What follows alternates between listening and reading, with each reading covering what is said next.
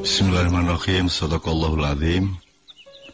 Saya diminta untuk meneruskan beberapa view, beberapa angle, beberapa contoh dari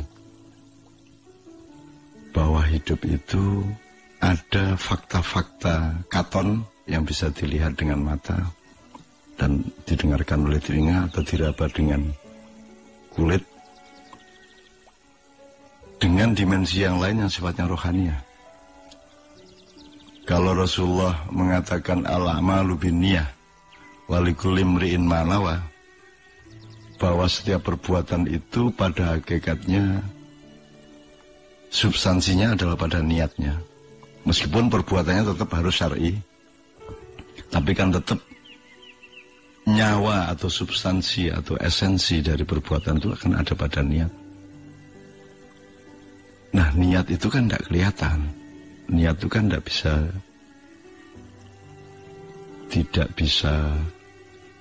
bisa ditemukan dengan panca indera.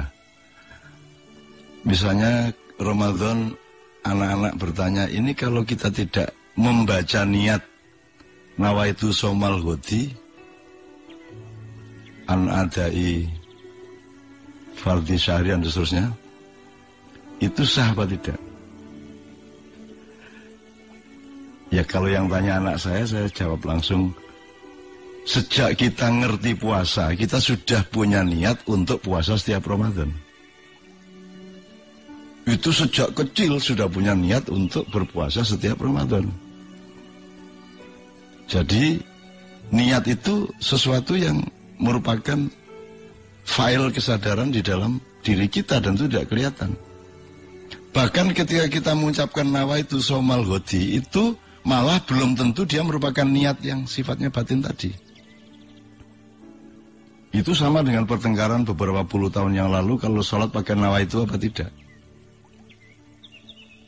Jadi ada orang yang berpedoman niat itu harus didengar, harus diucapkan.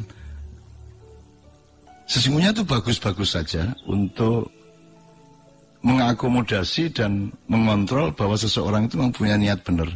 Tapi kalau pendidikan Islam kita itu adalah salah satunya memprimerkan kesadaran rohani, maka mana mungkin ada orang berpuasa Ramadan tidak niat. Sejak anak kecil tahu, misalnya dia mulai umur 6 tahun, mulai puasa, dia sudah punya niat bahwa sepanjang hidup dia akan melakukan puasa sepanjang hidup. Jadi sesungguhnya tidak memakai kalimat yang diucapkan untuk meniati Ramadan pun dia sudah niat. Kalau ngomong sah dan tidak, kita jangan rewel satu sama lain. Sah dan tidak itu yang bisa ngasih rapot hanya Allah Subhanahu wa Ta'ala. Tapi kalau ngomong niat, ya masa ada orang puasa tidak niat puasa, kan begitu. Nah, ini tidak hanya soal puasa, sesungguhnya banyak sekali kejadian-kejadian di mana kita itu menilai, menuduh berdasarkan itu tadi, berdasarkan misalnya orang main jalan kepang, jadilan, terus mangan beling, terus daun dan pohonnya salah itu diinjak-injak dipakai untuk tidur, pada durinya segitu banyak. Terus kita bilang, wah itu sampai ndadi aku mesti njaluk tolong karo setan.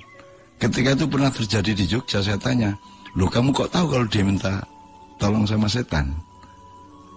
Apa kamu pernah melakukannya sehingga kamu tahu? Kalau saya tuh nggak tahu bahwa itu minta sama setan. Saya itu tahunya dia itu miskin. Terus saya ini nggak pernah ngasih dia nasi. Muring-muring ketika dia mangan beling. Onde mana muring-muring kayak ono sego pok arek-arek iku. Kan gitu. Jadi banyak sekali kita menilai hal-hal tidak secara rohaniah, padahal hakikat hidup ini rohaniah. Jasadmu itu tidak abadi, maka dia tidak hakiki. Karena setiap yang hakiki itu akan berlaku abadi. Kalau Anda ngomong surga neraka, itu berarti Anda ngomong keabadian. Dan kalau Anda ngomong surga neraka, itu belum tentu ada hubungannya dengan darah kita, kulit kita, tulang kita. Karena resminya tulang daging kita itu akan dikubur.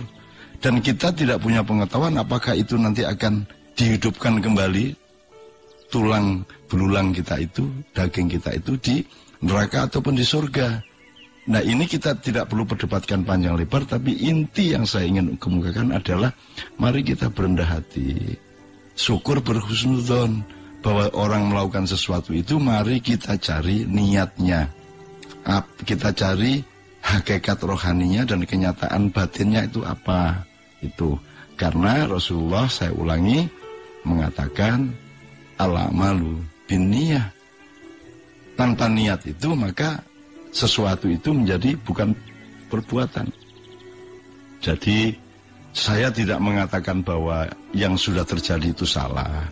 Saya hanya ingin kita bersama-sama belajar bahwa ada dimensi katon dan ada dimensi yang sifatnya batin. Nah, yang lebih penting adalah sesungguhnya batin, dan jasad itu hanya alat dari perjalanan batin. Dari inna lillahi menuju ilaihi wa inna ilaihi roji'un. Assalamualaikum warahmatullahi wabarakatuh.